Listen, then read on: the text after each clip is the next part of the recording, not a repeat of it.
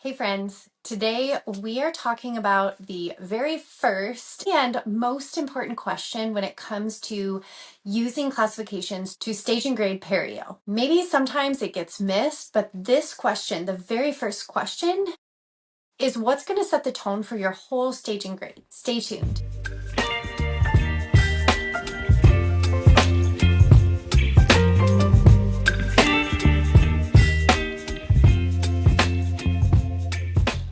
Hey friends, welcome back to the Grow RDH podcast. My name is Katie and I am a dental hygienist from South Dakota.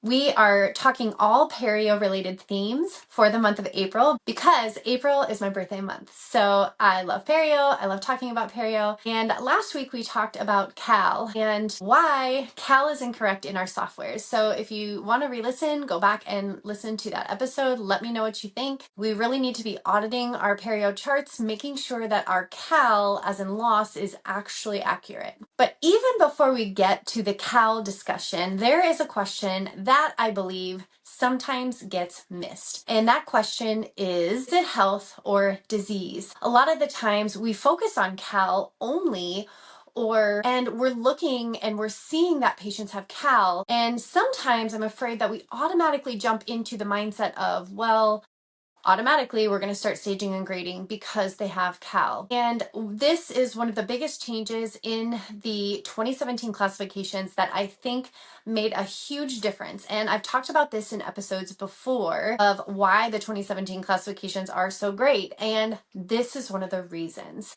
Health on a reduced periodontium for non-periodontitis reasons now is a classification that we use in the new 2017 system that really prevents us from overdiagnosing. And this is important because that first clinical question, health or disease, really makes an impact on what we're even looking at. So today we are going to slow it down, or I guess back it up to even before we see that CAL is present, do we have even a perio case to begin with? Periodontitis is plaque-induced, and that means that the etiology of the damage of the disease is coming from an inflammatory response to biofilm. Well, let's talk about why this is important. And the reason why is because overdiagnosis can happen. And I don't believe that a lot of this overdiagnosis is intentional. I don't believe it's intentional. I think we see CAL reflected in our perio charts and we think CAL is present, perio. But the key takeaway here is that not all loss is disease and not all disease is active. We should be creating a periodontal classification and description of the patient that specific day. So even if you're having a periodontitis patient over time and they're becoming to be more healthy and they're in remission, we can use the health on a reduced periodontium from stable perio classification to describe them. If we're labeling everything as disease, risk unnecessary treatment and or lack of patient trust and classifying these patients into classifications that they don't necessarily qualify for. So the first clinical question should be whenever you're assessing a patient's periodontium is there health or is there disease? Health means that the gingiva is healthy, it is stable. There are no clinical signs of inflammation. And disease is the other side of the coin. This means that there is signs of inflammation. That's the first question. If you fall into the health category, there's three different options that health category could be. The first one is health on an intact periodontium. There are not very many people that fall under that category. If you think of all the patients that you see with recession, classical recession, they would not fall under that category. The second category of health is health on a reduced periodontium for non-perio reasons. That's where your patients with classical recession fall into because they have CAL. It's not an intact periodontium, but that CAL was not caused for periodontal reasons. So let's talk about what that could be caused from. The main cause in my clinical practice is just plain recession. That recession could be caused by frenum pulls. It could be caused just from traumatic toothbrushing. It could even be caused from grinding and clenching. But that specific reason is important to include in your classification because it helps us put context to why the loss is there. It also could be from other reasons. Orthodontic care, especially in adulthood, can lead to some attachment loss that is not caused by perio. That is me. I am in that case. I have a lot of recession. I had braces as an adult and I never had recession before, but during the orthodontic process, I got recession on pretty much all of my mandibular premolars. So I would fall under the category of health on a reduced periodontium for non-perio reasons. Another one we see a lot in the school is loss or defects from wisdom teeth extractions.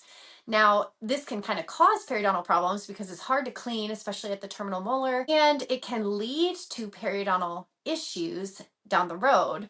But the true nature of the loss of that bone and that defect back there is from the extraction of the third molar. So it's important to ask ourselves when we're kind of going through this thought process and using our critical thinking, it's very important to be asking all of these questions to better understand where the loss is coming from. If we go to that initial question, is it health or disease, and we do see clinical signs of inflammation, then we know it is true, either gingivitis or periodontitis. The CAL question comes second to that. That should be the second question we're asking. So we've determined that there's disease. Now we have to determine, is there loss associated with the disease? If there's not loss associated with the disease, meaning in the active site, in the disease site, there's actual loss on the site, then we're dealing with a gingivitis case because there's no loss. Now, there could be loss on a tooth, for example, somebody with recession that has gingivitis, but not in the sites of the CAL. So you could have, generalized gingivitis on a non-intact periodontium due to classical recession. Again, this further contextualizes the patient's true condition. The CAL and the bleeding are not in the same site, so it's not periodontitis. It's not because the CAL is not caused by the inflammatory process. And then finally, our third category, periodontitis, meaning that the CAL and the loss are at the same site, indicating that the loss is caused by the inflammatory process. So how do we do this? What are we looking for? We have to train our brain to look at the whole picture, and we have to use critical thinking when it comes to what and where we are seeing these things. The first thing we can do is scan globally in the whole mouth and look at the tissue prior to probing. Sometimes we go right into probing and we're automatically doing the calculations in our head, and sometimes we miss really specifying the gingival condition. Next, obviously, we're going to probe and we're going to look for our bleeding on probing. Sometimes what happens though is patients that may be, for example, smokers, don't have the bleeding and the ulceration deep down in the pocket. So if we're not probing to the base and or we're not disrupting the ulceration in the pocket, we may not see bleeding that we might see once we start instrumenting and disrupting that sulcus a little bit more. So again, critical thinking comes into play when we're actually assessing how much inflammation is present. The third recommendation is to use radiographs. Now, I have a difficult relationship with radiographs when it comes to staging and grading because radiographs do not show a stage 1. And I think that is the biggest gray in that area. It's really tricky to see the early stages and the early signs. But radiographic bone loss visibly is more accurate than when we're trying to deal with CAL and the charting issues in the softwares, as I referred to last week, that aren't necessarily giving us an accurate picture unless we go in and adjust our gingival margins. So here's my recommendation to you. Make sure you are adjusting your gingival margins appropriately, and then look at the radiographs. If you can start to see that radiographic bone loss, then you know for sure where CAL is coming from. These things and techniques are going to help you when it comes to creating an accurate picture. One, it helps us overchart or overclassify our periodontitis cases, especially because the CALs are being inaccurate. If you're taking the time to go in and adjust your gingival margins, this will make a huge difference. This is because, and directly related to Lac Suisse episode, when our CAL loss is reflected in the periodontal chart, it's way more accurate. These softwares are trying to say that this cal level is different and, we have to coexist or whatever they're saying. That's not accurate. And so you guys know what cal is, you know what the loss represents. We have to go in and adjust our gingival margins to make sure our cal line on our perio chart is accurate. If not, we're basically relying on our radiographs. And in that stage 1 area, that's really tricky. And that's it for today. Wanted to make this episode kind of short and sweet, digestible. It's a really important factor when it comes to overclassifying, and it's just kind of a good reminder for us that we have to paint the whole picture.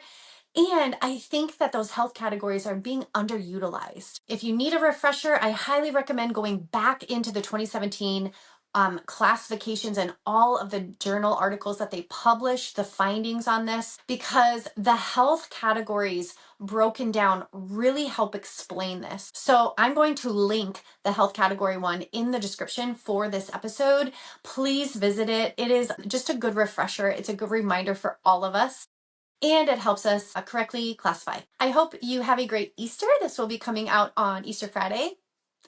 This will be coming out on Good Friday, so happy Easter if you celebrate it. I hope you all are enjoying, hopefully, a nice change in weather. We've had some really beautiful days lately here in South Dakota. It is going to get a little cold this weekend, but it is hope, right? Those nice days kind of give us that feeling that spring is finally going to be here and it's coming. So hopefully you are enjoying the weather. If you find value in this content, please like, share, subscribe, share with a dental hygiene friend that you feel could use just a nice refresher, or use it to start the discussion in your office about auditing and making sure that your periodontal charts are accurate and are correctly reflecting the cal level. That is my hope for you today. Thank you again for joining. Thank you for listening, and I will see you on the next